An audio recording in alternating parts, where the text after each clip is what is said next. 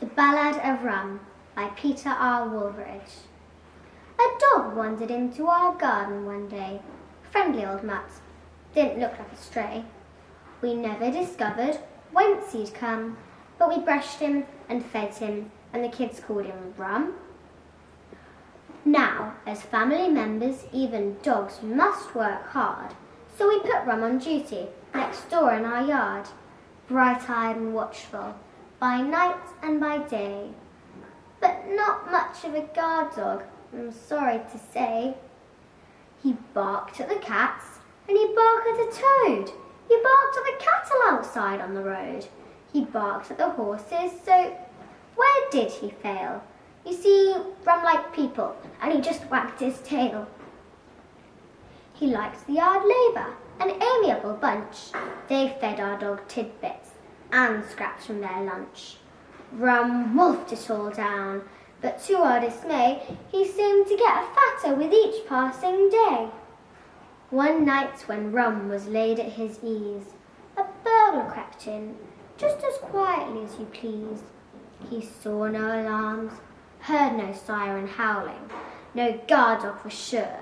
There'd be barking and growling. But Rum was awake, and he'd seen him all right. Delighted with company at this time of the night, he flew through the yard, his new friend to greet, and his weight bowled the burglar right off of his feet. The intruder got up and ran off with a wail, with Rum right behind him, still wagging his tail.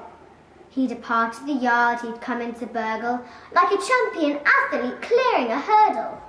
But Rum couldn't jump gates, so sadly instead, he picked up the thief's wallet and went back to bed. The next morning, the evidence everyone viewed when Rum brought it to us, just a little bit chewed. Once given the wallet, the police didn't fail to capture the burglar and put him in jail. His confession, like wildfire, spread through the town, how a big, vicious guard dog had knocked the thief down. We all howled with laughter when we heard the story, and Rum was our hero. He was basking in glory. There's been no attempt since to burgle our yard, for everyone now knows that Rum is on guard.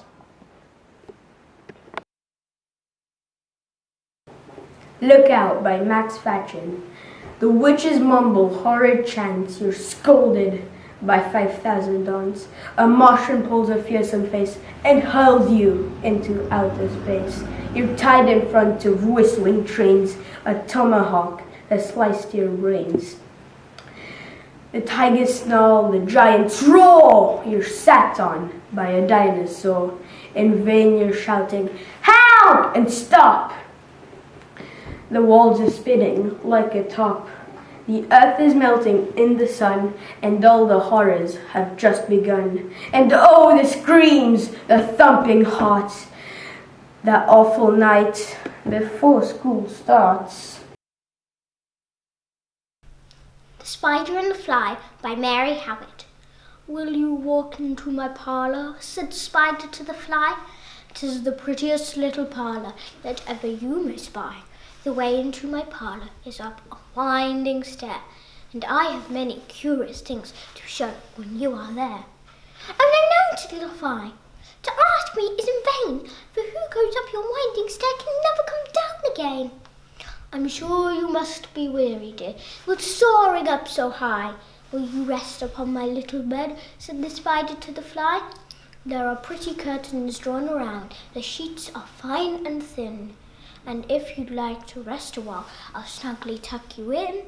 Oh, no, said a little Fly, for I've often heard it said, they never wake again who sleep upon your bed. Said the cunning Spider to the Fly, dear friend, what can I do to prove the warm affection I have always felt for you? I have within my pantry good store of all that's nice. I'm sure you're very welcome. Will you please to take a slice? Oh, no, said little Fly. Kind sir, that cannot be. I have heard what's in your pantry, and I do not wish to see. Sweet creature, said the Spider, you are witty and you are wise. How handsome are your gauzy wings, how brilliant are your eyes. I have a little looking glass upon my parlour shelf. If you would step in one moment, dear, you shall behold yourself. I thank you, gentle sir, she said, for what you're pleased to say, and bidding you good morning now, I'll call another day. The spider turned him round about and went into his den, for well he knew the silly fly would soon be back again. So he wove a subtle web into a little corner sly, and set his table ready to dine upon the fly. Then came out to his door, and merrily did sing, Come hither, hither, pretty fly, with pearl and silver wing. Your robes are green and purple, there's a crest upon your head. Your eyes are like diamond bright, but mine are dull as lead. Alas, alas, how very soon the silly little fly, hearing his wily flattering words, came slowly flitting by. With buzzing wings she hung aloft, then nearer and nearer grew, thinking only of her brilliant eyes and green and purple hue, thinking only of her crested head. Poor foolish thing! At last up jumped the cunning spider and fiercely held her fast. He dragged her up his winding stair into the dismal den within his little parlour, but she never came out again.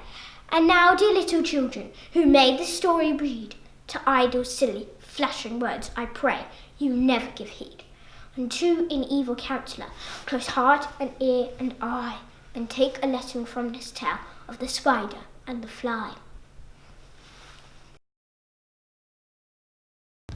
When Frankenstein Was Just a Kid by Ken Nesbitt. When Frankenstein was just a kid, he ate his greens, it's true, he did. He ate his spinach, salads, peas, asparagus, and food like these. And with each leaf and lima bean, his skin came a bit more green.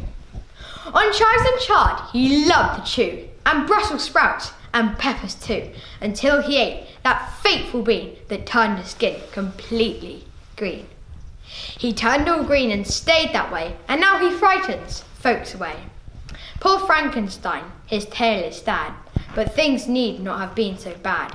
It's fair to say, if only he had eaten much less celery, avoided cabbage, ate no kale, why then we'd have a different tale. So Mum and Dad, I'm here to say, please take these vegetables away, or my fate could be just as grim. Yes, I could end up green like him.